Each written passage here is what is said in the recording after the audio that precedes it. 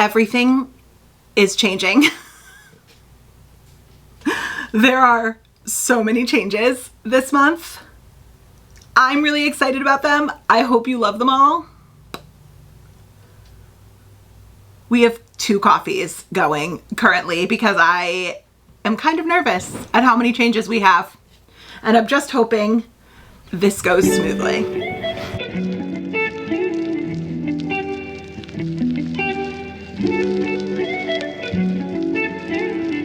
Hey guys, welcome back to another month of our Spin Wheel TBR. It is so crazy to me that we are already through the summer and we are going into what I would start arguing is like fall time, right? Like September for me is when spooky season starts. Around here in Connecticut, September is when the pumpkin patches start opening, the haunted hay rides start picking up, even some of like the Trail of Terror and the haunted like hay ride stuff starts popping up. Pumpkin spice latte comes out. Pumpkin pies start making an appearance everywhere. So for me, September marks the start of the kids going back to school and fall spooky season. And it is crazy to me that our summer is already done. But it's okay. I love every season of life. I'm not complaining. I hate winter. Immediately complains, but I do hate winter. Winter in Connecticut is something. But with that being said, our Spin Wheel TBR has gone through such an evolution already and such a growth. I happened to go back and watch our first Spin Wheel TBR video and our second one, like the really early days of the Spin Wheel TBR.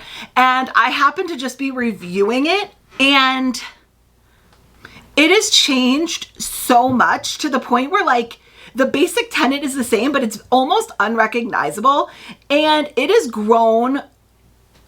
It's something I'm just so proud of and I'm so in love with because I really feel as though this was a collaboration between all of you and me, and we really together have created this fun game, and that's ultimately the aim of it, to make reading fun and enjoyable, and it is to just even basically inspire you to pick up a book, whether it's a book you've been avoiding or a hobby you've put down or a sense of relaxation that you feel guilty and you don't want to experience. Because listen, like that relaxation guilt is real. That mom guilt is real. That feeling when you sit down with a book and you feel like you could be doing something else.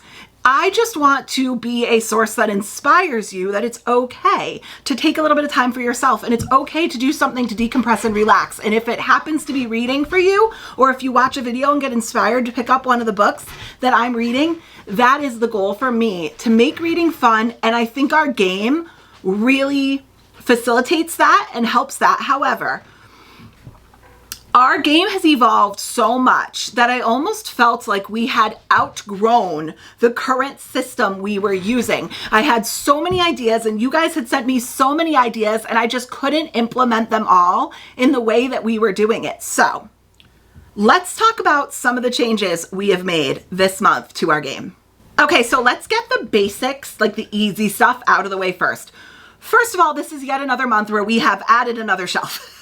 Every single month, our number of shelves have gone up. So now, last month we had 26 shelves. This month we have 27. So that is going to be a change that you're going to see. We now have 27 shelves. I actually created shelf number 14, which is a fantasy shelf, but it's fantasy books that I'm kind of sort of intimidated by because I wouldn't go ahead and say they're exclusively a high fantasy genre. However, they do lean more towards epic high fantasy. I'm really trying to get into that this month, and we'll talk more about that in a little bit, but that is a shelf number 14, if it happens to come up, that I pulled when I was reorganizing my shelves. I pulled all of my more epic high fantasies that I'm intimidated by and put them on shelf number 14. So whenever you see that shelf come up, just know that I'm terrified.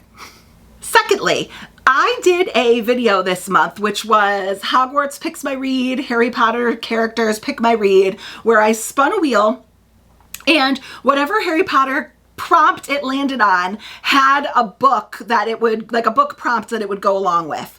And You guys loved that video so much, and the #1 comment on that video from everybody was, this Harry Potter wheel needs to be part of our monthly spin wheel. They wanted it to be a monthly challenge, but also they wanted it to be a wedge on our wheel, a slice on our pie wheel. And I have made sure that that was possible. So now our Harry Potter wheel is officially under the slice entitled character spin on our wheel, which we might as well just put it up here. This is what our wheel is going to look like from now on. So if you see the slice, it is the character spin slice. Currently, my character spins that I'm working on are Harry Potter. Once we've kind of exhausted that and we've gotten most or even all of the prompts off of that wheel, or we're just kind of tired of it, I wanted to keep it vague with the character spin, not the Harry Potter spin, because we could change that to all sorts of different categories. We could do Disney. We could do Gilmore Girls. Spam me down in the comments below with characters you would like to see this wheel eventually incorporate, and we'll leave it open-ended. Another slice you might see that looks new is our book box spin. This was solely added by me. So, besides for the fact that I bought more books, what actually made a new shelf necessary was the fact that every single month I am a member of so many book boxes, which is fantastic, and I'm blessed. However, it also means that I get like 4 to 6 hardcover special editions in every single month, and I'm not keeping up with them. So not only is it a kind of waste of money if I'm not reading that book, but also it's taking up a ton of space on my not yet read shelves. And I've decided that I want to make it more of an effort, I guess I should say, to read my books that come in my book boxes. So I did add a slice on the wheel, which is a book box spin. And if that comes up, it is just a wheel that says all of the book boxes I'm a member of. We're going to spin it, and I have to pick one of the books that came in that box. Our third new addition to our wheel is my family spin wheel. So this was actually another idea from another subscriber, because if you haven't noticed, whether you're watching my videos, taking parts in my sprints online, basically my kids and my family like to pop in and out of every single video I do. I love it, and I was so excited to see that you guys also love it. Every single time my kids or my hubby pops into one of my videos, you guys are always like, I love that your kids pop in. Oh, look, your kids are sabotaging you again, because they always do. So you guys love when they pop in and you see a little bit of my family, and I wanted to find a way to incorporate them in my monthly TBR every single month. If there happens to be a month that they don't happen to pop in, this is a good chance for them too. So if this slice gets selected, it is a wheel that has my family members. However, I didn't feel right having a friends and family spin and not including all of you. So on the family spin wheel, there is also a wedge that says Instagram subscribers, and then another wedge that says YouTube subscribers. And if those come up, I'm going to put a poll up for a very short poll, only the length of time that I'm filming my TBR video, so that you guys are on my friends and family wheel and you can help choose a book on my TBR. And last but not least, the flip a coin slice has been on our wheel the last couple of months, and a lot of you have kind of hawk-eyed it and seen it, and you've pointed it out that you noticed it was a new slice on our wheel, which it is. You guys are very, very observant. And what that is if this slice comes up in one of our spins, I get to choose 2 books off of my shelves completely at random. I just get to pick them. And then I'm going to flip a coin, heads or tails, and that gets to choose what book goes on our monthly TBR. Whew. I'm already sweating. That was a lot.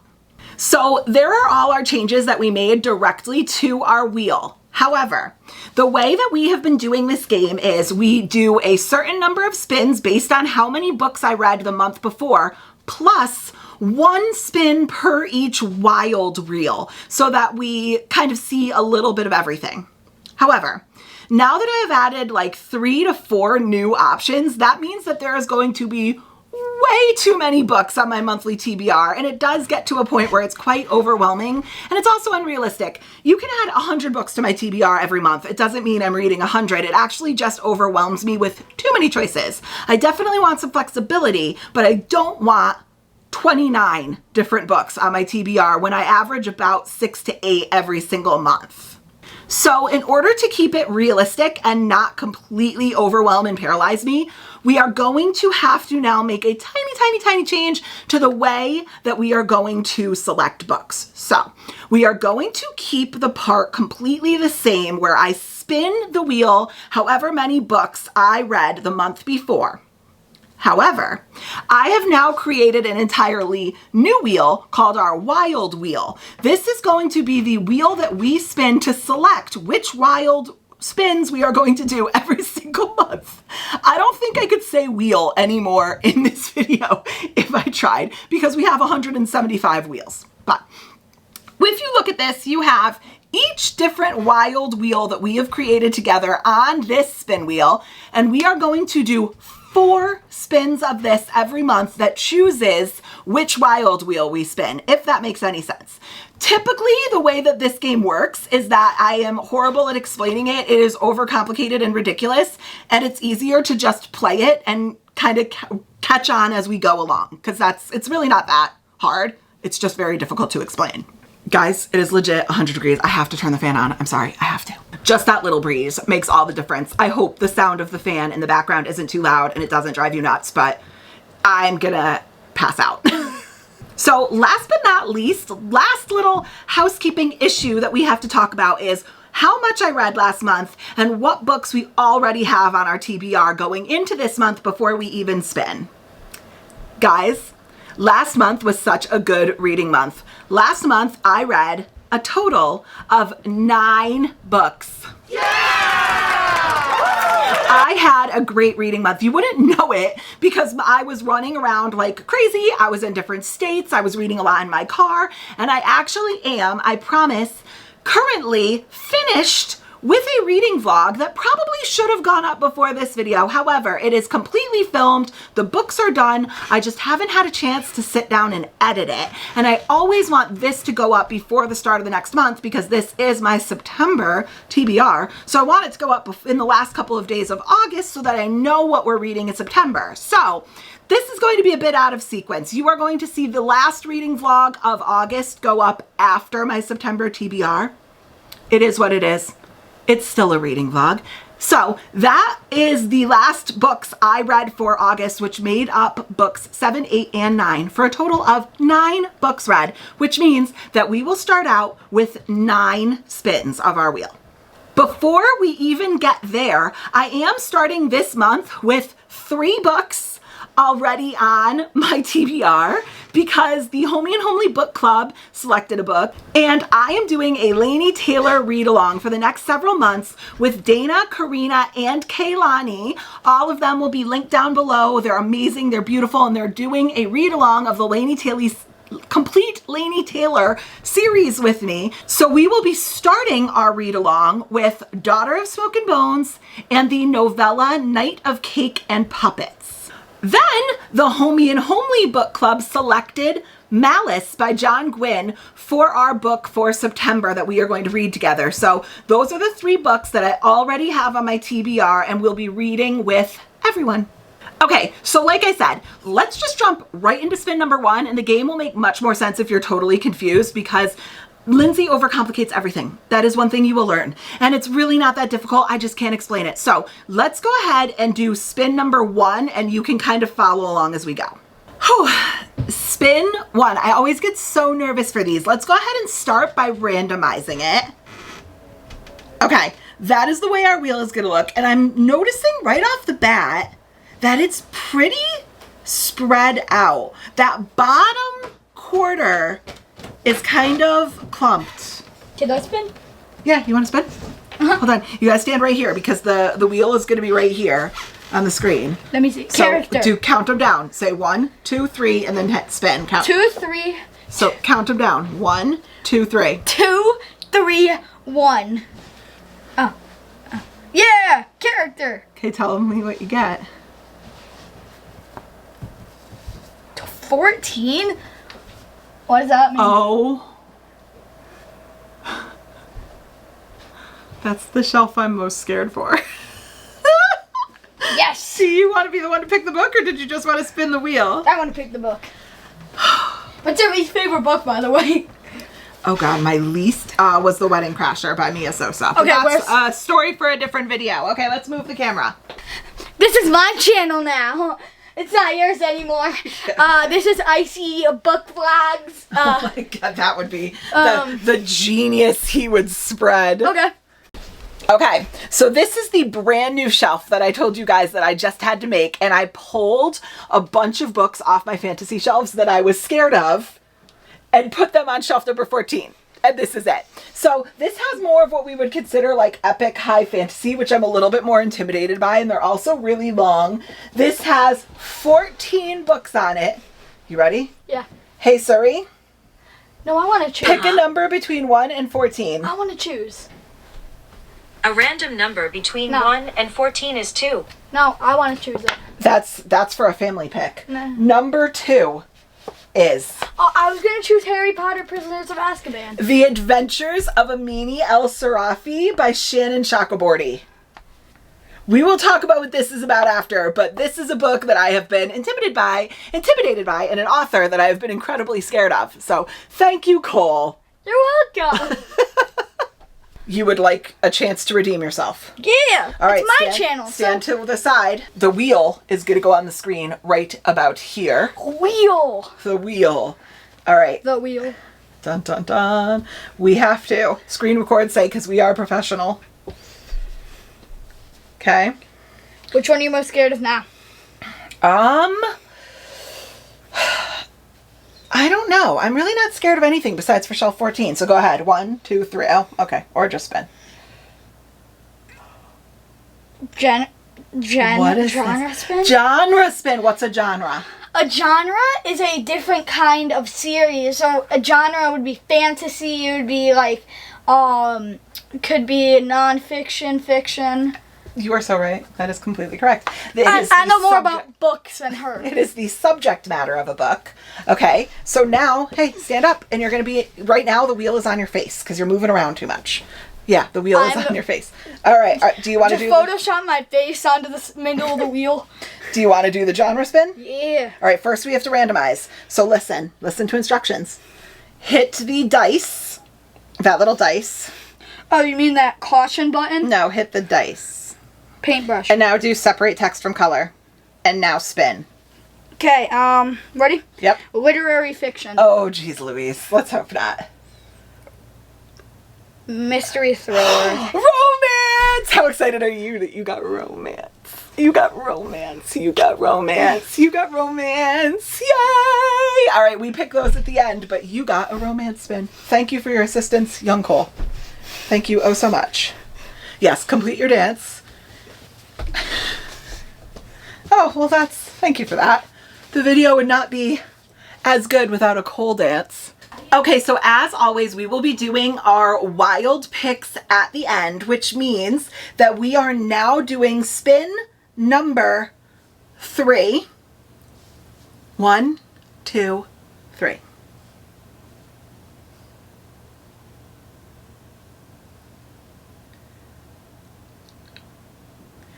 Author, last name. Okay, let's go to our author first and last wheel. Let's randomize it and see what we're gonna have to pick. Please don't be like X. Please. Author, last name L. We can 100% do that, but that means we are moving on to spin number 4 since we will pick that at the end. So spin number 4 in 3, 2, 1. We are banging all of the wild spins out. Oh, this is why you shouldn't speak too soon. So shelf 10 is a fantasy shelf, I believe. It is behind you, and we are going to have to sing a certain little song. If you know it, sing along. Crazy angle time, it's crazy angle time, do. We do have our first crazy angle of the video. For anybody that's new here, these particular bookshelves are in my guest room in my in-law apartment, and this is the guest bed. Now, there is an okay amount of space, but not quite an amount of space that makes it easy to film the bottom row of shelves. So when that does happen, we have to sing our crazy angle song. And this is the first crazy angle of the video. We are at shelf number 10. It is a fantasy shelf. And this shelf is where most of my Brandon Sanderson is. It has 24 books on it. So, hey Siri. Uh-huh. Pick a number between 1 and 24. A random number between 1 and 24 is 16.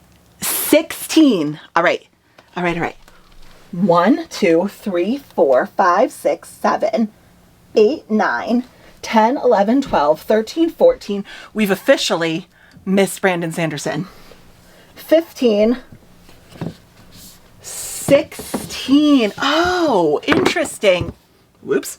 That is The Curse of Saints by Kate Dramis. I've heard really great things about this book. It says, has she been sent to save the world or destroy it? We'll talk about this at the end, but this is a book that I have been pretty excited about. I haven't seen too many people talk about it, but the people I have seen talk about it have really enjoyed it. Okay, moving right along to spin number 5.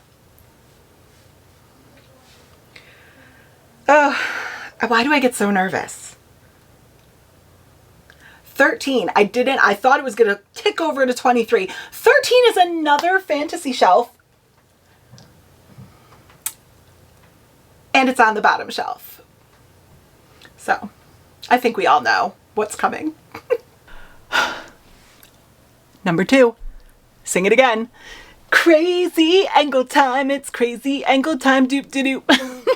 So shelf number 13 is a fantasy shelf. It has all of my Shelby Mahurin, all of my Emily McIntyre, and all of my Leigh Bardugo. There's a couple of random ones kind of thrown between, but it has 24 books on it.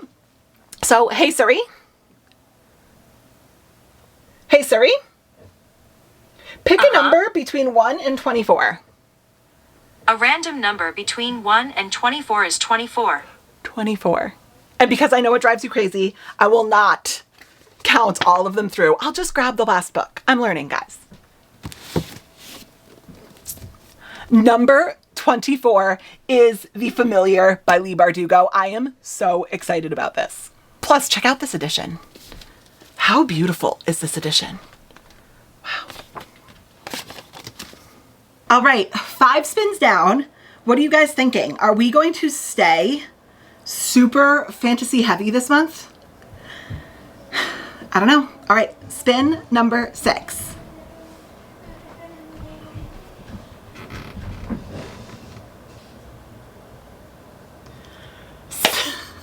Number 12 is a fantasy shelf in the other room. I moved my camera and everything thinking that maybe like new vibe, we would get something different, but that's okay because you know what? When the fall rolls around, it turns into fantasy fall. I kind of start to like gravitate towards fantasy anyways. It just feels like a very like gothic fantasy season. So I'm okay with that. Let's go and film shelf number 12. And it is not a bottom shelf, so you guys won't have to listen to me sing again. Okay, so here we are at shelf number 12. This shelf has my entire Shatter Me series on it, my Gideon the Ninth series, and all of my Marissa Meyer and Olive E. Blake's. There are 22 books on this shelf. Hey, Siri. Pick a number between 1 and 22. The answer is 12. 12? Okay, let's find out what 12 is. 1, 2, 3, 4, 5, 6, 7, 8, 9, 10, 11. 12. Okay, 12. I am so excited. First of all, I have read one other of Marissa Meyer's fantasy retellings. I read Heartless, which was the fantasy retelling of the Queen of Hearts. This is Gilded by Marissa Meyers, and I believe this is her fantasy retelling of, is it Rumpelstiltskin? I don't know, we'll find out at the end, but I am so excited about this. Fantasy heavy fall so far. We are on spin number 7. Let's see if we can get anything other than fantasy.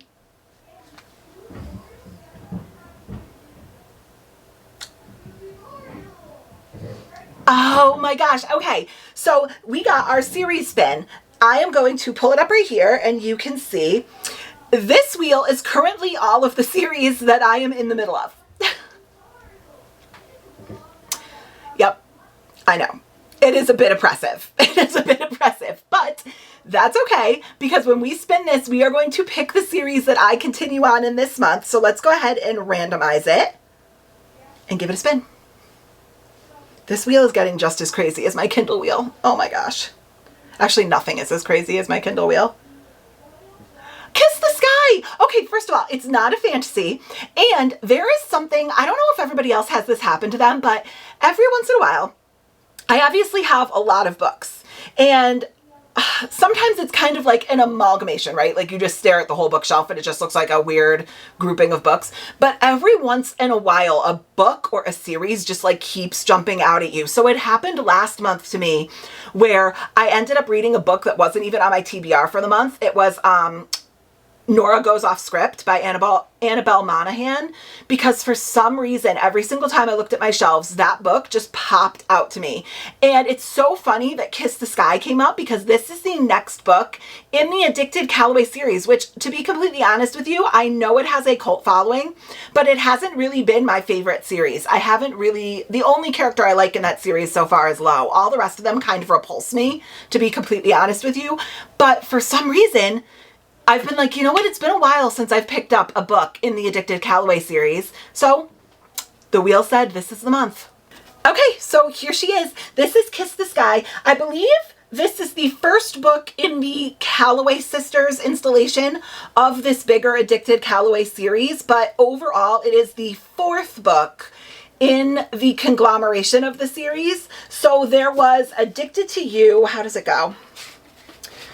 Addicted to You, Ricochet, and Addicted for Now were all the first three books in the Addicted series. And then Kiss the Sky starts where Callaway Sisters comes in. So I think this is the story of Rose and Connor. Yes, Rose and Connor. So I'm excited to put this one on. Okay, so full disclosure, when I was walking, I kicked over a stack of books by accident, and I had to get down on the ground and pick them up. And you know the rule on this channel. Once you are down on the ground, you stay on the ground. So we are going to do our next spin right from the ground of our guest bedroom. So we are on spin 8 out of 9. Let's find out what it's going to be.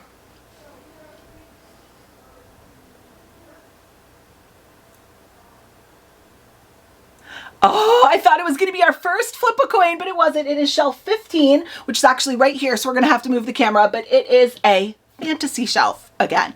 Here is shelf 15. As you can see, it is kind of just like a hodgepodge of fantasy books, but it does have my Jade City series on it. It has Holly Black. It has Tracy Dion. What else? What else? It does have my Scarlet St. Clair Touch of Darkness on it. So there's a couple of really good series on here. There are 22 books. Hey, Suri? Mm-hmm. Pick a number between 1 and 22. It's 16. Another 16. Is that your favorite number today, Suri? Oh, now you don't answer. Okay, that's fine. 16. 1, 2, 3, 4, 5, 6, 7, 8, 9, 10, 11, 12, 13, 14, 15, 16. Oh my God.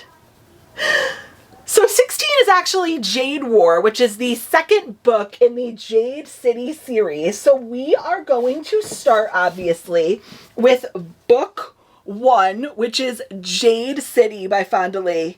Oh my God. I am so intimidated by this book. First of all, it is so long. It is like, it's actually 500 pages. That's really not that horrible, but it is very dense from what I've heard. So let's talk about it at the end, but this TBR is oppressive. It's getting a little scary. It's getting a little scary. Full disclosure, we are on our last spin, but I am feeling very, very thankful right now for our 4 additional wild spins, because I'm going to do everything in my power to try to prioritize a little bit of variety on our TBR, because too many really dense fantasies in a row will put me directly into a reading slump. So let's do our last spin and worry about that after. So 1, 2, 3.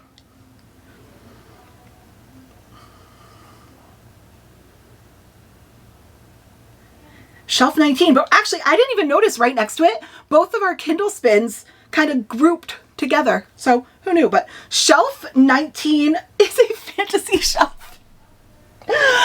Oh my goodness. Okay. Okay. It's at a weird angle. I don't think we have to sing the song though, because it's not on the bottom rung, but it's at a weird angle and it's a fantasy shelf. Oh my goodness gracious. Please give me something easy. So here we are at shelf number 19, which I guess is kind of a crazy angle because this is the nightstand for my guest bed and it's kind of wedged right in there. But okay, right off the top of my head, oh, this could get interesting because if I lift this up, let me show you something.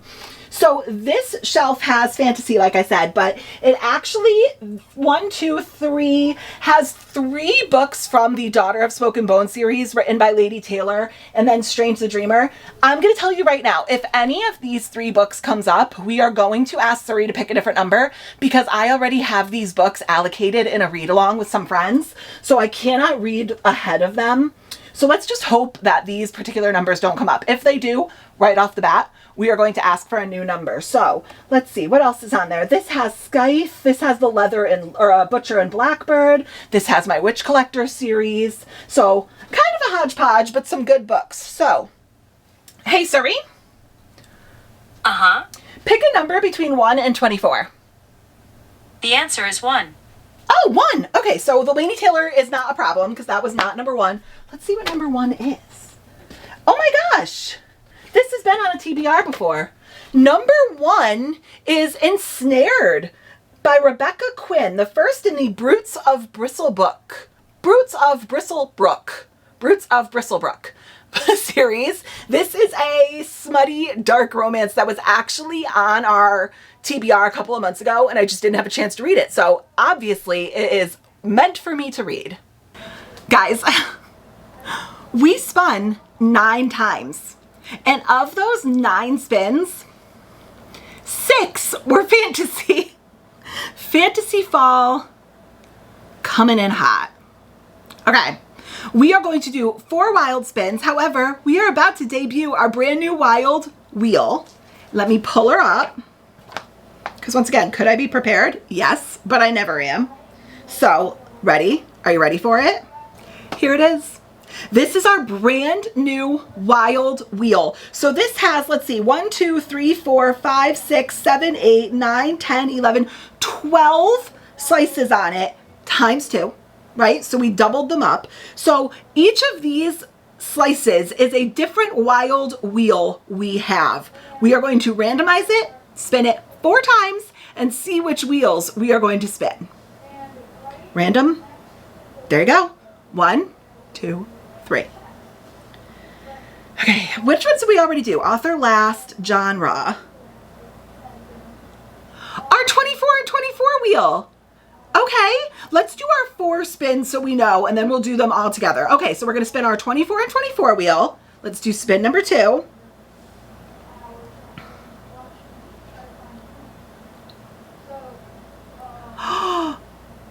Our book box wheel. Thank God. I need to knock out some of these book box books. They have completely taken up one entire quarter of my office. So, okay, 24 and 24, book box, spin number 3.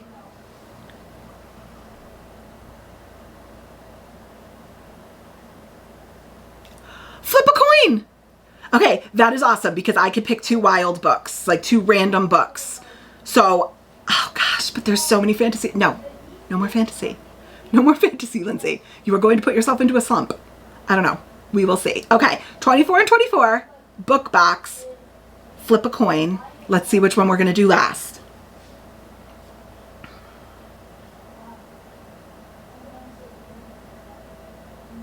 And another author last name. Should we spin again? Okay. We already have this. So for the sake of variety, let's spin one more time and see what we get. And I could choose whether I want to flip it out or not. How about that? Okay, let's just see. Let's just see for fun, because I make the rules. This is my TBR. Okay, let's do it again. If we get something new, let's see. Well, we already had that. Okay, that doesn't count either. Oh my God. I told you, I'll cheat.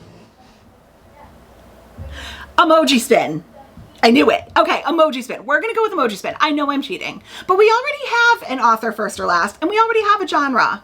So, you know, to keep it a little bit of variety, we're going to do emoji. So we have 24 and 24, book box, flip a coin, and emoji. Let's go ahead and do them. I guess let's go in order. So here's our 24 and 24 wheel. I did a video at the beginning of the year talking about 24 books that I wanted to prioritize reading in the year of 2024. And these are the books that I have left. I think I have 14 left on here. So I'm doing not great, but not horribly. I've read 10 out of the 24. I'm going to count it as a semi-win. Let's see which one we're going to continue with this month. Let's randomize. All right, and spin. There's a lot of fantasy left on this. A Crown of Oaths and Curses. Okay. Hear me out on this one. Okay, hear me out. Hold on. Wait, this might be okay. Hear me out on this one, okay? The furnace is also going to choose violence. It is what it is. Okay, so The Crowns of Oaths and Curses is a very long fantasy book by Jay Bree, which I'm actually very excited to read, obviously, because it's on my 24 and 24. However, I put this on my 24 and 24 list, and I believe in that video, someone commented below, or a couple of you commented on that video and informed me that there are actually 2 prequel novellas that you really, really should read before going into Crowns of Oaths and Curses. So at the time, I did not know that. I wasn't aware. So what if I put not one, but both of the prequel novellas on my TBR this month? Because I definitely don't want to go into this series in the wrong order and potentially either not like it because I don't fully understand it, or have something spoiled for me that would have been different if I had read the prequels, if that makes sense, the novellas. So I think they are called Scepter and Sword. So I'm going to go ahead and put the 2 novellas before the Crowns of Oaths and Curses on my TBR for this month. Okay, next up, here is our brand new book box spin wheel. How awesome is it? I like the green vibes. But on this wheel, I have every single book box that I am subscribed to, and I need to read the books so that I'm not wasting money, and I'm getting some of these off of this crazy special edition shelf that's to my right. So let's go ahead and randomize it and see what I have to select from. There's Fairy, Lou, Illumicray, Owlcray, Afterlight, Page and Wick, Bookish Box. Okay, Bookish Box. Let's select that after when we're going through our shelves for our other categories, but I have to pick something from the Bookish Box. I don't have as many of those as I do like Fairy Loot and Illumicrate, but I still have some really good options. Okay, interesting. That is going to be for our book box spin. Let's do our emoji spin now. For anyone that has not seen the gloriousness that is this wheel, this is hands down my most like stressful wheel because it's usually the most random and hard to find something for. You really do have to use your creative brain for this one. On this wheel is not all but most emojis that come on the current Apple phones. So let's go ahead and randomize it. This always gives me a bunch of nonsense. So let's spin and what sort of bull nonsense it's going to come up with this month. We've had a cookie, we've had a sick emoji, we've had a cloud. Let's see what it's going to be this month. Really? What do I do with this? It's like it's the emoji with no mouth. No mouth. No smile. No mouth. What? Or maybe like can't speak? Can't speak. No mouth.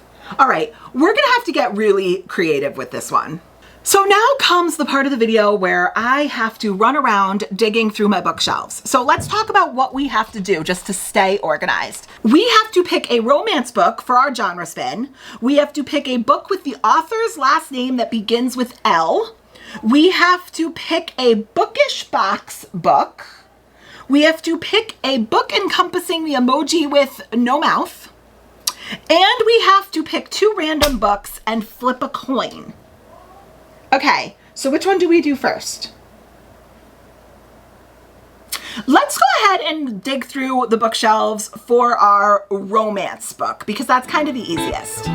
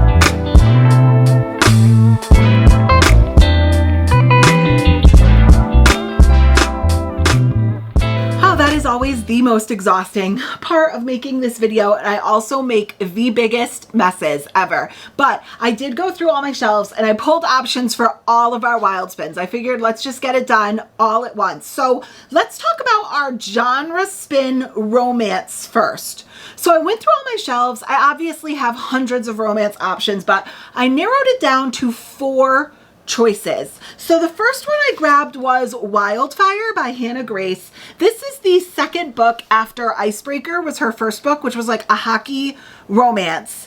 Now this is the second book in the Maple Hills series, I believe. This is not actually incorporating hockey. I believe this one takes part at a summer camp. And here's my thing. I kind of want to read it now because I don't know that I'll necessarily want to read about a summer camp as we get farther into the fall and the winter. So it's kind of like if I don't read it now, I'm going to wait till next summer. This is, let's see. So this says, at a party celebrating the end of the academic year, Maple Hills students Russ and Aurora have a passionate one-night stand. Never one to overstay her welcome or expect much from a man, Aurora slips away before Russ even has the chance to ask for her full name. Days later, they run into each other in their new jobs as summer camp counselors, hoping to escape their complicated home lives. Russ knows breaking the camp's strict no-staff fraternizing rule will have him heading back to Maple Hills before the summer is over, but unfortunately for him, Aurora has never been very good at caring about the rules. I did really enjoy Icebreaker. It was a little bit more like smut than plot, like it was very smut heavy, but I didn't mind it. I liked the characters. I liked the basic storyline, but I don't know if this one is going to be as spicy. I also grabbed Same Time Next Summer by Annabelle Monaghan. I've heard that you don't pronounce the G. Like I said earlier, I did read Nora Goes Off Script, and these are interconnected standalones, I believe, or maybe just plain standalones, but I really did love her writing, and I found it very short and quick and easy to read. So this might be a nice little break amidst all the fantasy I have to read in the next month. I think this is a second chance romance. Sam's life is on track. She has the perfect doctor fiance, Jack. His strict routines are a good thing, really. A great job in Manhattan, unless they fire her, and is about to tour a wedding venue near her family's Long Island beach house. Everything should go to plan, yet the minute she arrives, Sam senses something is off. Wyatt is here. Her Wyatt. But there's no reason for a 30-year-old engaged woman to feel panicked around the guy who broke her heart when she was 16, right? Like I said, simple, easy, might be a nice little break. I also went through my Kindle books and I found The Right Move by Liz Tomford. I did just read the first book in these interconnected standalones, which was Mile High. And I believe this one follows the main character from Mile High's best friend and the main female character from Mile High's best friend and the main male character's, I think it's brother. However, the thing that's really drawing me into this book is I've heard that the main male character in this book, Ryan Shea, is like top tier book boyfriend. It has kind of like a loving cult following. So I have wanted to see, because I actually enjoyed Mile High. I think it's the least liked in the entire Windy City series, but I didn't have a problem with it. So I've heard this one gets even better. And last but not least, I also have The Dead Romantics by Ashley Poston on my Kindle. This Ashley Poston is an author I'm super intrigued about, but I don't think this is one of her most loved books. I know that The 7 Year Slip really took BookTok and Bookstagram and BookTube by storm, but I want to get to this one because if you're reading in publication order, this was her like her book before 7 Year Slip. I have no idea what this is about.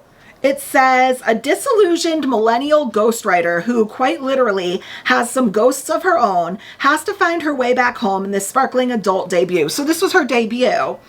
It's about a ghostwriter who can see ghosts. That would be kind of cute for fall, but I don't know about necessarily September. Okay, so if I'm looking at my 4 options, let's do this by process of elimination. Right off the bat, I'm going to eliminate Ashley Poston. I think that I could push that one off until later in the fall and read about ghosts more like October, November-ish time after like around Halloween. So I'm going to go ahead and push that one off. So that leaves us with The Right Move, Same Time Next Summer, and Hannah Grace Wildfire. Okay, I have a lot of long, dense books on my TBR this month, and The Right Move is another like 400 or 500 page romance. So let's go ahead and eliminate that, even though I really do want to read it. That's more of like a pragmatic, strategical decision more than anything. So that leaves me with Wildfire and Same Time,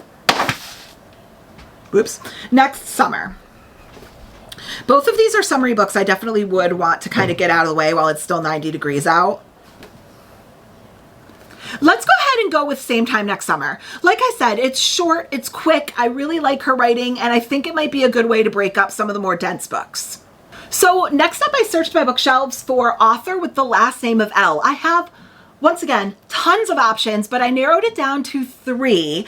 I picked up Set on You by Amy Leah. This was her, I don't know if it was necessarily her debut, but this was the first in this like influencer series that she did, I believe. It says, curvy fitness influencer Crystal Chen built her career by shattering gym stereotypes and mostly ignoring the trolls. After her recent breakup, she has little stamina left for men, instead finding solace in the gym, her place of power and positivity. Enter firefighter Scott Ritchie, the smug new gym patron who routinely steals her favorite squat rack. Sparks fly as these ultra-competitive foes battle for gym domination, but after a series of escalating jabs, the last thing they expect is to run into each other at their grandparents' engagement party. In the lead up to their grandparents' wedding... Wait... So their grandparents are marrying each other? In the lead up to their grandparents engage? Yeah. So their grandparents are marrying each other? So that would make them like,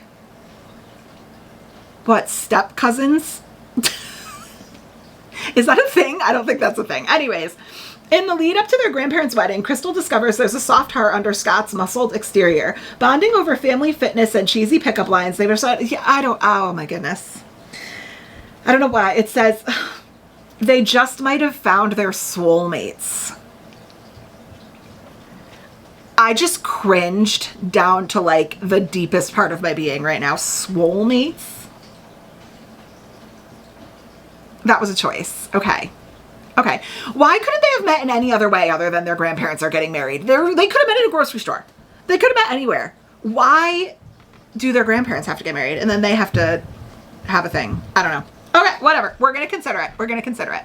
I also picked up Stolen Heir by Sophie Lark. This is the second book in the Brutal Birthright series. I did read The Brutal Prince a couple of months ago and was absolutely shocked at how much I loved it. These are more like mafia, darker romances. And this one follows Nessa and Mikolaj, I believe his name is. She is a ballerina and he is the most vicious gangster in Chicago. So I really did like her writing. And last but not least, I picked up Love in Other Words by Christina Lauren. Now hear me out. I know that Lauren technically isn't their nickname. If you don't know, Christina Lauren is sisters. They are Christina and Lauren. They are two sisters, and they write under the pen name Christina Lauren. So I technically know that this is author last name L, and Lauren technically isn't their last name. I do understand that. But for the purposes of this, pen name, author name is Christina Lauren, so I think it counts. I don't want to know too much about this book because it has a huge following, but I think this is a friends to lovers story. Okay, so here's our three options. I think this could be pretty obvious, but right off the bat, I'm going to go ahead and eliminate Set on You. I don't know what it was about reading this synopsis at this particular time, but this just really icked me out for some reason between the grandparent thing and the Swollmates pun. Just not in the mood. Not in the mood. That's gone. Okay, so we are between Stolen Air by Sophie Lark and Love in Other Words by Christina Lauren. This is, once again, I think much more based in the summer, and this is a darker romance.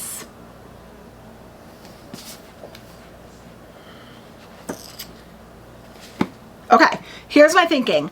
I am going to go with Love in Other Words by Christina Lauren. I have been really wanting to get into their writing, and we do have Ensnared on our TBR already, which is a darker fantasy romance.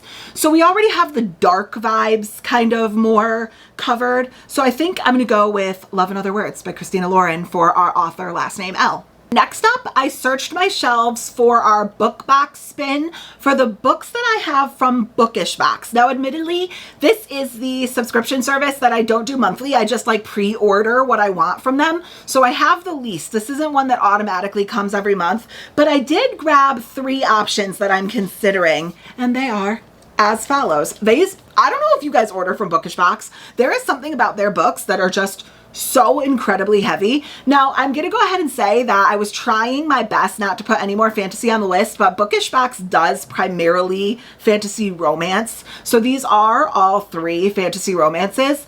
The first one, I don't think I need to give a synopsis of again because we have talked about this book about 5,000 times. In this channel, I own 6 different versions of it, and I have still never read this book, but that is House of Beating Wings by Olivia Wildenstein. I know that this book is about a crow shifter, which is what? It's a fantasy romance about somebody who could shift into a crow. This version is stunningly beautiful. I don't know, there's something going on with some sort of water dragon in here too. It's really, really beautiful.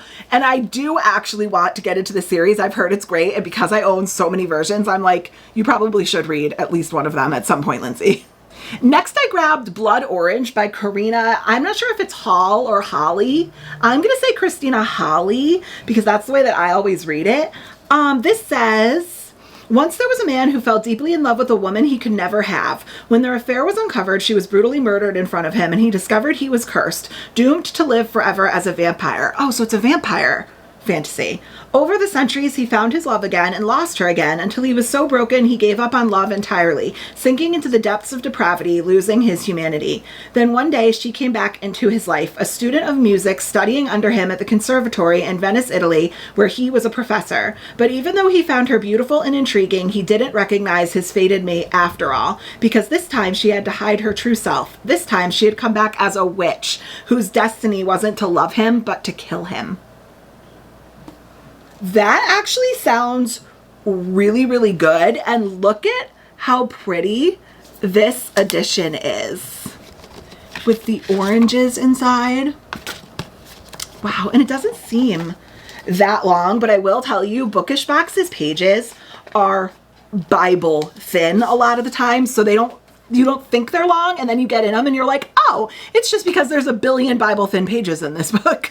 And last but not least, I grabbed A Kingdom of Stars and Shadows by Holly Renee, obviously the Bookish Box edition. This, Holly Renee is an author that I have really, really wanted to jump into because I know she just did, is it The Veiled Kingdom and the Hunted Heir or something like that? I think that series is getting a lot of acclaim right now. But this is her previous series, and I pre-ordered books 1 through 3 from Bookish Box, and I just think these editions are so beautiful. I love the foiling and the neon, and the inside artwork is beautiful. So I have really, really been intrigued by her. I'm trying not to bend the pages. Here we go. It says, it doesn't matter that you are destined to be his. Every part of you is begging to be mine. So I'm sensing like a pick me, like a love triangle. It says, I am told my union to the crown prince will determine the fate of the kingdom, but it isn't my betrothed who haunts my dreams. It's the half-breed prince who stands at his side. He is darkness and sin, and when he whispers promises of wickedness in my ear, I crave a man who I can't have. Even every thought I have is treasonous, the way my hands ache to touch him deceitful. Even my dreams make me a traitor to the kingdom I am sworn to protect. But when the kingdom is attacked, I am forced to make choices I am not prepared for. Our lies and deception are entangled in the shadows and stars, and as they unravel, so shall my fate. Betray a kingdom or betray my heart. This is going to be tough. Okay, looking at my 3 options, which are all stunningly beautiful, and I'm so lucky to have them. I think I'm going to eliminate House of Eating Wings. I want to read this book so bad, but you would never know it. You would never know it because I keep eliminating it. But it's just long. It's much longer, and I'm trying to like be pragmatic and smart and strategical about this. So I think I have to eliminate this month. It's just not the month for it. So that leaves us with these 2. So we have a prince love triangle type of situation and a vampire romance through the centuries. What would you do? I'm going to go with the Kingdom of Stars and Shadows. I want to get into Holly Renee's writing. This is more of an author pick than anything, but this is going on our TBR for this month. Okay. Next up, we spun our emoji wheel and we got this emoji, the little smiley face with only eyes and no mouth. Like I said when I spun this, we have to get creative on this one, okay? It's not literal. I get close, okay? I do my best. What are you supposed to do with this? And you guys always have so much more creative uses for it in the comments than I do. So what would you have done? Well, how did you interpret this emoji? My brain immediately went to, he doesn't have a mouth, he can't speak, which is probably like more of a literal interpretation. But I also took it as things that we're not saying, we're not talking, we're not speaking. That is how I kind of interpreted this. So the first book I grabbed was The Silent Patient by Alex Michaelides, I think is how you pronounce his name, Michaelides? I'm not sure, but I know that this book is about a woman who I believe kills her husband. Yeah, Alicia Berenson's life is seemingly perfect until one night when her husband Gabriel returns home late from work and Alicia shoots him 5 times in the face and then never speaks another word. Yeah, she kills this guy, she kills her husband, and then she just goes completely mute and won't speak. And that is what the book is about. I guess unraveling why she did what she did, even though she won't speak. Next up I grabbed Things We Leave Unfinished. I guess this is kind of vague, but the way I took this as things we left unfinished, things we left unsaid. I would assume that our characters are going to be separated and they don't speak anymore. It says, told in alternating timelines, examines the risks we take for love, the scars too deep to heal, and the endings we can't bring ourselves to see coming. This is by Rebecca Yarros. I did read Fourth Wing in 2023, and it was my favorite book of the year. And then this past month, I did read Iron Flame.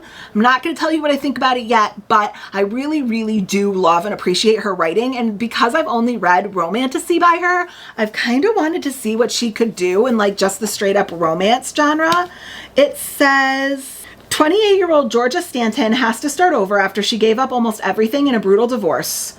Now back home at her late great-grandmother's estate in Colorado, she finds herself face-to-face with Noah Harrison, the best-selling author of 1 million books where the cover is always people nearly kissing. He's just as arrogant in person as in interviews, and she'll be damned if the good-looking writer of love stories thinks he's the one to finish her grandmother's first novel, even if the publisher swears he's the perfect fit. So I think this is a bit vague, but things we left unfinished, things we left unsaid, that's where my brain kind of went. Next up, I grabbed Nothing More to Tell by Karen McManus, a little YA mystery thriller type of situation. And I did it because it's nothing left to tell. Like, you're not speaking, you can't speak, you're not supposed to tell anyone. That's how I kind of took this emoji. I don't know. Is this something that you guys would have interpreted as, but this says, 4 years ago, Bryn left St. Ambrose School following the shocking murder of her favorite teacher, a story that made headlines after the teacher's body was found by 3 St. Ambrose students in the woods behind their school. The case was never solved. Now that Bryn is moving home and starting her dream internship at a true crime show, she's determined to find out what really happened. Nothing more to tell. No mouth, don't speak, don't tell. And then, last but not least, I grabbed Archer's Voice by Mia Sheridan. I don't want to know much about this book because, once again, this is another book that went very viral on BookTube. But this, I know the basic story is the main male character, Archer, in this book is mute. I do not believe he speaks. So I think that's a good interpretation of this emoji. Here's our 4 options. And right off the bat, I cannot hold a book to save my life today. Whoopsie daisy.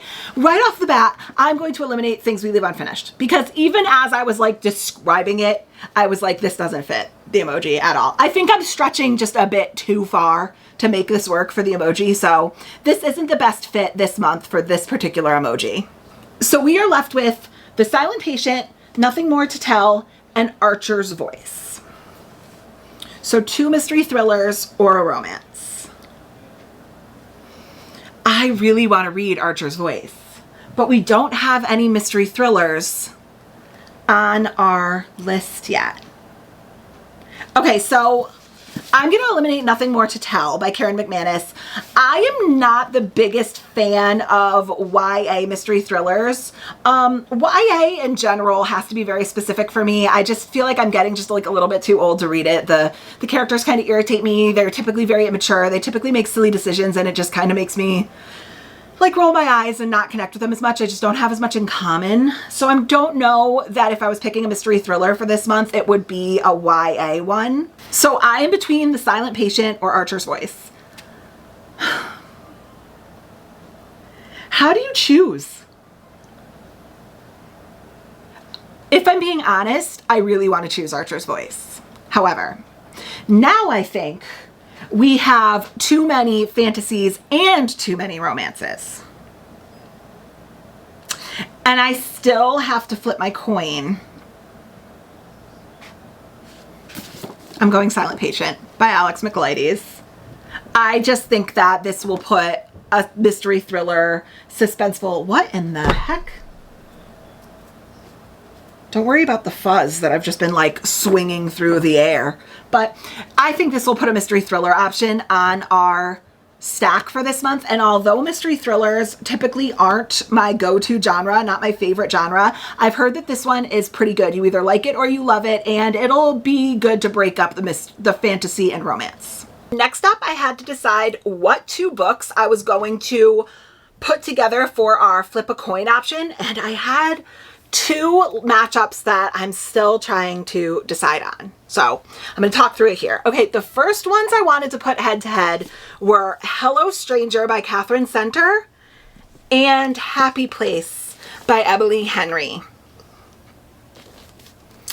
I could flip a coin to choose between these 2. Like, I kind of feel like they have similar vibes, right? Like kind of more literary fiction romances. I've read The Bodyguard by Catherine Center and I did really enjoy it. Little like non-smutty closed door romance. And obviously I've read Book Lovers and Beach Read by Emily Henry and really loved both of them. So 2 really solid authors that I've enjoyed. But I also could choose between Magnolia Park's The Long Way Home and Never by Jessa Hastings, both by Jessa Hastings. This is the 3rd book in the Magnolia Park series. I have read the first Magnolia Parks and then Daisy Haight and absolutely loved them both. And this is her first foray into more light fantasy Peter Pan retelling, and I've wanted to read it so badly. So I could put these in a head-to-head. What do I do? Do I do the Jessa Hastings matchup or do I do the Lit Fic romance matchup?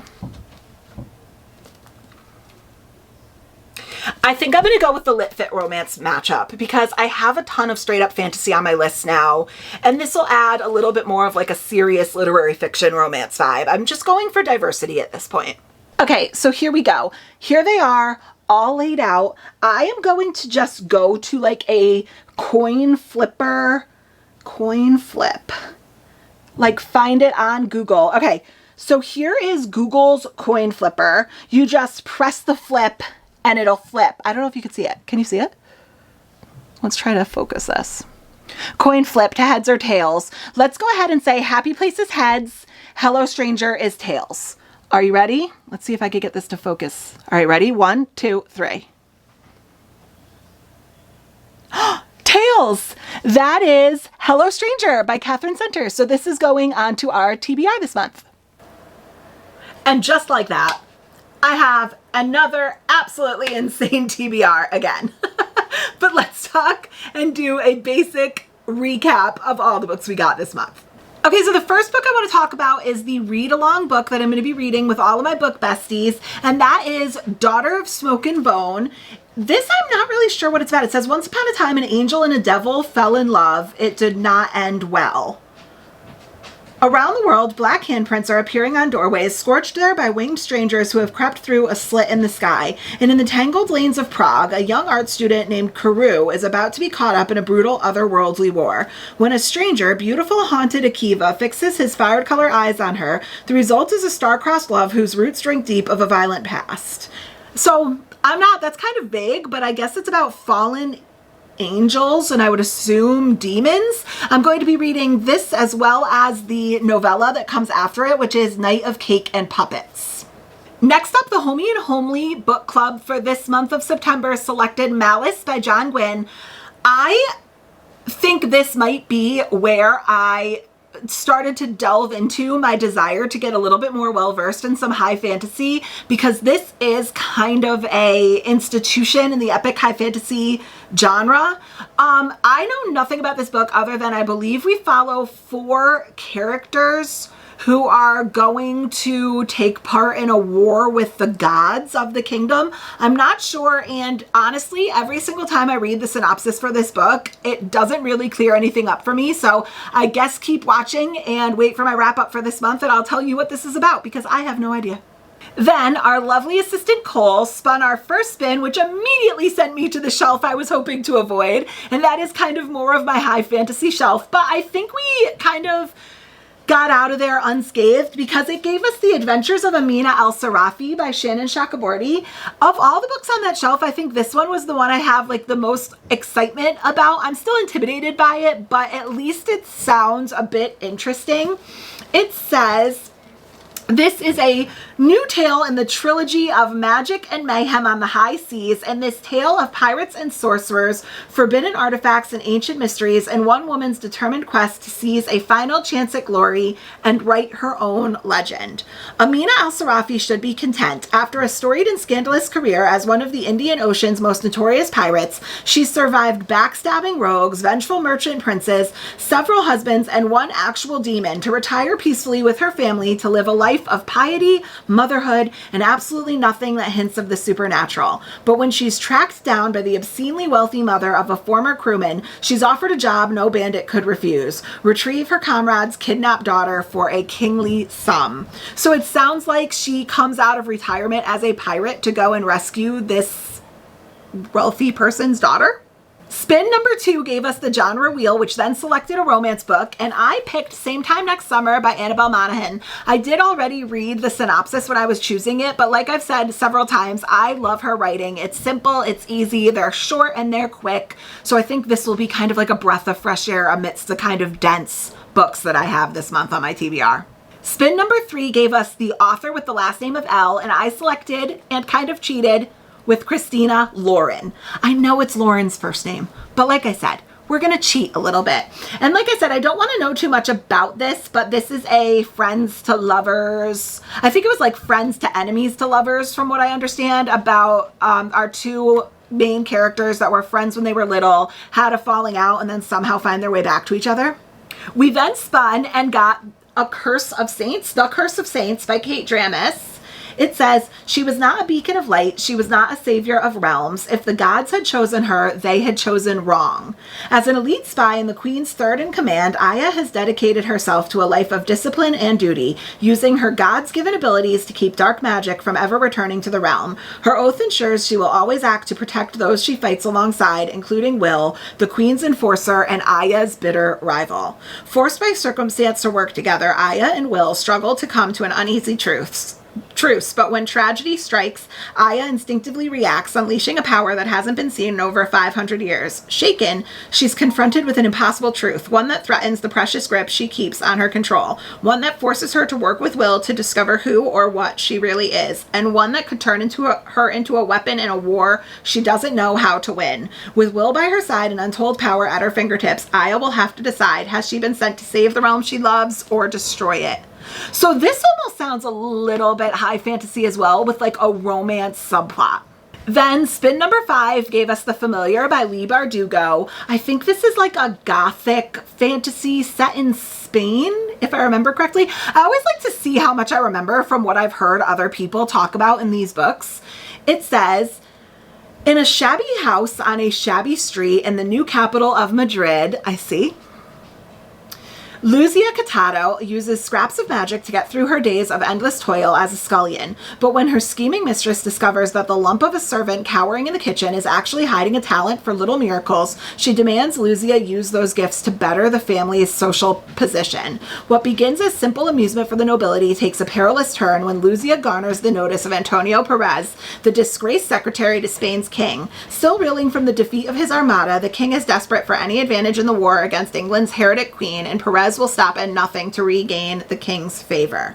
Determined to seize this one chance to better her fortunes, Luzia plunges into a world of seers and alchemists, holy men and hucksters, where the lines between magic, science, and fraud are never certain. But as her notoriety grows, so does the danger that her Jewish blood will doom her to the Inquisition's wrath. Ooh, so it's like a little historical fantasy. She will have to use every bit of her wit and will to survive, even if that means enlisting the help of Julian Senangel, an embittered immortal familiar whose own secrets could prove deadly for them both. That sounds excellent. Then we got Gilded by Marissa Meyer. This is one of her fairy tale retellings, and like I said when it got selected, I believe this is Rumpelstiltskin. It says she grabbed a fresh bobbin and started over, forcing the straw through. Please, she said again, pushing another strand in, then another, please. Her voice broke and the tears started. Tears she'd hardly known were waiting to be released until they flooded forward all at once. She hunched forward, clutching the useless straw in her fists, and sobbed. That one word stuck on her tongue, whispered to no one but the cell walls and the locked doors and this awful castle full of awful ghosts and demons and monsters. Please. What are you doing to that poor spinning wheel? Serilda screamed and tumbled off the stool. She landed on the ground with a bewildered grunt, one shoulder smacking the stone wall. She looked up, pushing away the strands of hair that had fallen into her face and stuck to her damp cheek. There was a figure sitting on top of the pile of straw, cross-legged, peering at her with mild curiosity. A man. Or a boy. A boy about her age, she guessed, with reddish hair that hung in wild tangles to his shoulders, and a face that was covered in both freckles and dirt. She looked past him to the door, still shut tight. How did you get in here? She stammered, pushing herself upright. The boy cocked his head and said, as if it were the most natural thing in the world, magic. Marissa Meyer's writing is beautiful. Then we spun our series wheel and got Kiss the Sky by Krista and Becca Ritchie. I have talked about this a little as well, but this is the 4th book in the Addicted Callaway series, and this follows our main female character, Rose, and our main male character, Colin. Next up, Jade City by Fonda Lee. I am so terrified I am not smart enough to understand this book. I am so terrified I'm just not gonna get it. I'm not going to get it. I actually watched Anne, Ashlyn and Anne, I think both read it. I think. I know that Rachel from The Raven-Haired Reader, this is like one of her 6-star all-time favorite series, but I believe Ian read it as well. And these are all going to be, anyone I mentioned is tagged below. Please go watch their content because they're amazing. But I believe Ian liked it but was confused by it, if I remember correctly. I don't know if Ashlyn's read it, but it says, for centuries, honorable Greenbone warriors have used magical jade to enhance their abilities and defend the island of Kikon from foreign invasion. That's right. I think the jade stones are used to imbue people with magic, but I believe they're basically used like you're taking them like they're a drug and you can get addicted to it, I believe. I think that's what I remember. Now the war is over and a new generation vies for control of Kikon's bustling capital city. 4 siblings of the powerful Kaul family must prepare for battle, and the fragile peace between the clans is about to break. This is also another more epic high fantasy. Ugh, I hope I'm smart enough to understand you. We'll see. Then we got a TBR repeat offender, and that is Ensnared by Rebecca Quinn. I remember I read this one on one other TBR, and I think the synopsis gets a little graphic, but I think this girl ends up in like a reverse harem situations with a bunch of guys in the woods. I don't know if that's a horrible description, but it says, even if the world did end, 5 is far too many men to handle, isn't it? And I remember the last time I picked this book, I think I automatically was like, yeah, it is. 5 is too many, and you better get some good stretching in. I still stand by that opinion. Like, this girl better enroll in some yoga and get some stretches. 5 men? Then I spun our 24 and 24 wheel, and it came up with The Crowns of Oaths and Curses by Jay Bree. I do want to read this book, but like I said, I put that on that wheel before I was aware that there were actually 2 novellas that were prequels to that book, and I definitely want to read it the way that it's intended by the author. So I'm going to go ahead and put The Scepter and The Sword on this month's TBR. I believe The Scepter is 87 pages and The Sword is 90 pages, so I want to read those before I jump into The Crown of Oaths and Curses. Next up for our book box pick, I selected A Kingdom of Stars and Shadows by Holly Renee. I read the synopsis, but I guess it's like a little love triangle fantasy romance. I know that Holly Renee's writing is quite spicy as well, so I believe that this will probably have a decent amount of spice. Is it good spice? That is the question. If you have read this, comment below if you thought this spice was good. Next up, we flipped a coin and Hello Stranger came out the victor. This is a book by Catherine Center, who also read The Bodyguard. She does more like clean, closed door romances. I know The Bodyguard had one scene that was like implied. I know it was like he said, close the door, and then we woke up the next morning. You know what I'm saying? Like you kind of just skip right past it, but you know that it happened. And this one is a book about a girl, I believe, is it facial blindness that she suffers from? It says, love isn't blind, it's just a little blurry. Sadie Montgomery never saw what was coming, literally. One minute she's celebrating the biggest achievement of her life, placing as a finalist in the North American Portrait Society competition. The next, she's lying in a hospital bed, diagnosed with a probably temporary, quote unquote, condition known as face blindness. She can see, but every face she looks at is now a jumbled puzzle of disconnected features. Imagine trying to read a book upside down and in another language. This is Sadie's new reality with every face she sees. But as she struggles to cope, hang on to her artistic dream, work through major family issues, and take care of her beloved dog Peanut, she falls in love, lust, a temporary obsession to distract from the real problems in her life, with not one but 2 very different men. The timing couldn't be worse. If only her life were a little more in focus, Sadie might be able to find her way. So it's going to be like a love triangle face blindness situation. That sounds really cute. And last, but certainly not least, we spun our emoji wheel, which of course can never go easy on me, and gave me this emoji. And I selected The Silent Patient by Alex Michaelides. My thinking was that this woman murders her husband one night and then never speaks again. So I kind of thought, this emoji doesn't speak, doesn't have a mouth, never talking. I don't know. I think that's kind of vague, but I did the best I could. Plus, this puts a mystery thriller on our TBR, which is very fantasy romance heavy. Okay, so there are September's books for our September TBR. I keep looking at this stack, guys, and full disclosure, I don't know how I feel about it. And I am already looking at this stack being like, there is no way I could finish even close to all of these books. And there are some really, really heavy hitters on this stack this month. So if you have made it the whole way, go ahead and comment the green heart emoji for Jade and Jade City, and then do all the things that you guys are so professional at, like, comment, subscribe, and I will catch you in the next one. Bye, guys.